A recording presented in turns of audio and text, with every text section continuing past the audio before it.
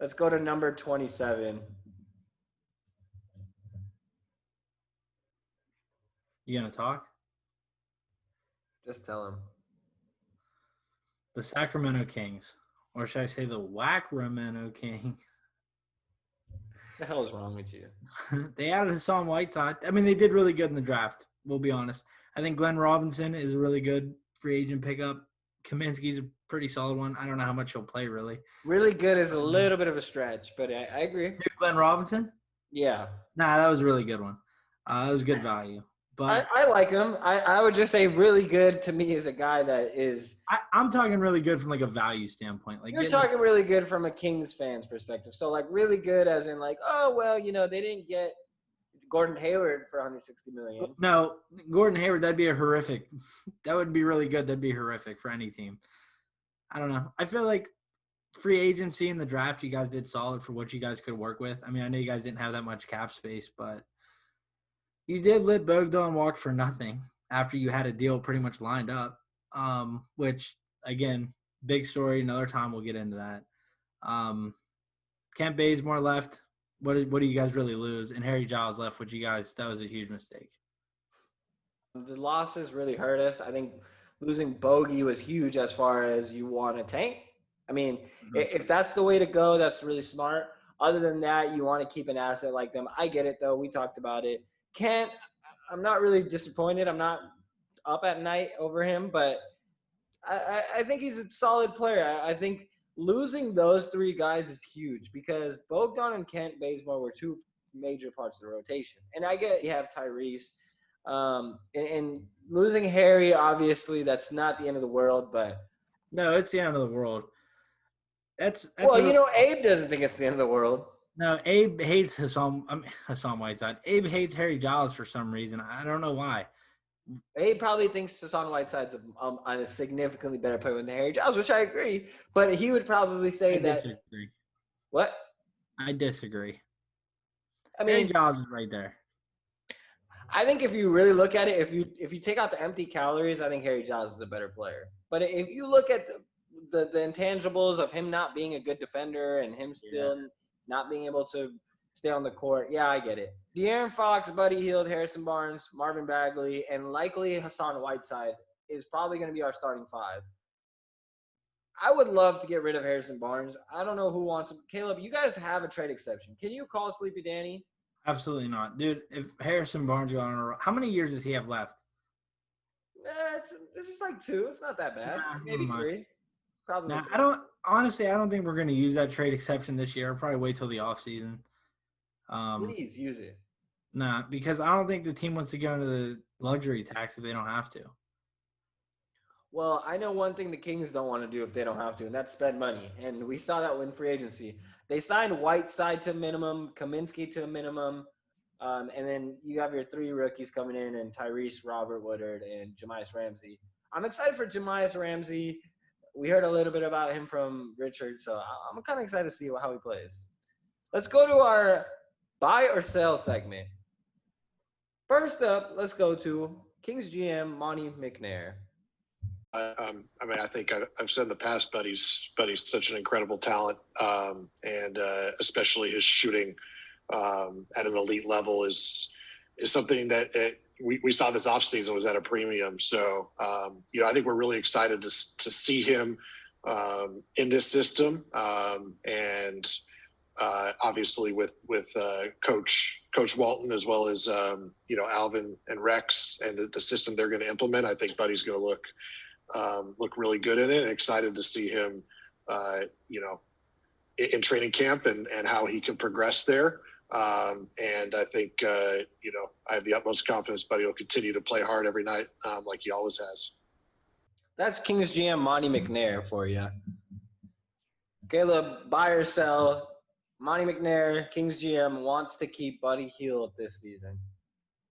I'm going to buy because I feel like there's been – and I know he was doing this also with the former GM who we're not going to mention. But I feel like you don't try so hard for a guy if you don't want him. You know what I mean? Like, I feel like if they didn't want anything to do with him and they were looking to trade him, I feel like they wouldn't try this hard. But at that same time, maybe he's just trying to recoup trade value. Maybe get Buddy to stop talking so much. That way people think, okay, he's not that big of a locker room issue. But I would say buy. I think they want to keep him. I'm going to disagree. I'm going to go sell. And the reason why I'm saying that is I've seen this dilemma with the Kings, and I wanted to see what you think about this. So if you're Monty McNair right now, yes, you have Buddy Hield. That's an absolute asset. You're not going to give him up for nothing. We have heard Monty McNair say that he's not just going to do a trade, just do a trade. So given that, Buddy is the type of guy that is going to help you win a few more games. And the Kings right now, clearly from their free agency, clearly from how their whole offseason went, besides the draft, and even with the draft, again, drafting another shooting guard when you have Buddy and Bogdan, it kind of tells me that they want to go the route of getting a better draft pick. And I would be surprised if Monty McNair gives up more wins just to shoot his value up. And you tell me, if it was in your decision, if you had to keep Buddy Hield, but that meant you might got 5 more wins or 3 more wins, and that could potentially hurt your draft position, would you do that, or would you just trade Buddy Hield either right now or soon for less? I'd trade Buddy. This draft coming up is one of the best ones. Like, obviously, from the outside looking in right now, it looks like it's one of the best ones probably in a while. You really want to get a high pick in that draft, and I think I would much rather get something now than get maybe 3 more wins or something and have you less odds at that first pick, if you know what I mean. Like, it'd be smarter just to go for the higher pick. Well, that's what I mean. I'm on the same boat of you can keep Buddy Hield. That's great. And you can drive his trade value up. But then even if you do that, how much are you realistically going to get out of Buddy Hield? Yeah, you might get a first-round pick, but I would not worry about a 15, 16, 17 slot first-rounder, whether that's even if that's next year or in the future. Instead, I would rather focus on how can I get the best possibility of getting a number 1 pick. And that's not just number 1, anything in the top 3. I think if the Kings are really committed to going young, they have to get rid of Buddy Hield. If you keep Buddy Hield, that's going to only give you more wins this season. I'd rather go with Tyrese. Tyrese will help him develop. It'll help him really learn, okay, how to play with De'Aaron Fox, and it'll give De'Aaron more of the image of, yeah, I'm not going to have that help that I once had. So he will have to adjust in that scenario. So I agree with you. I think that that's probably the smarter way to go. Go to De'Aaron Fox. I mean, I love it here. I love playing here. I love the fans. It's definitely been great since I've been here. Like I think I've said it before. It's kind of like when I was at Kentucky. You know, that's the show there. But here, you know, we're just for me. I want to be able to, you know, bring wins to the city, bring wins to this franchise. Obviously, I'm very happy that we have that commitment, we have that trust in each other. But now it's about winning. I think that's what it's always been about. And obviously, I mean, I'm only 22. I'll be 23 in 19 days, or I think today's the first. Yeah, 19 days. So obviously, I'm still a young player, but I want to be able to, you know, win for majority of my career. That's De'Aaron Fox talking about how happy he is to be back in Sacramento, even though he didn't leave. Just happy to be here for the long run. So, Caleb, buy or sell, the Kings will do enough to keep De'Aaron Fox happy. Sell. You know it, and that Fox is not going to be there long term. I just think Why? It's hard. You guys are a small market, and he has big market game. It's not gonna work there. I'm sorry. I'll say sorry all I want, but I don't think you don't mean it. I don't think you guys are gonna do enough to keep Fox happy. I'm sorry. I'm selling. Kings fans, I hope you guys are listening to this bozo. Yeah, and I hope they listen to me whenever I said you sent me a meme and you I said didn't say that. I'm going buy. Don't listen to this bozo, guys. I'm going buy.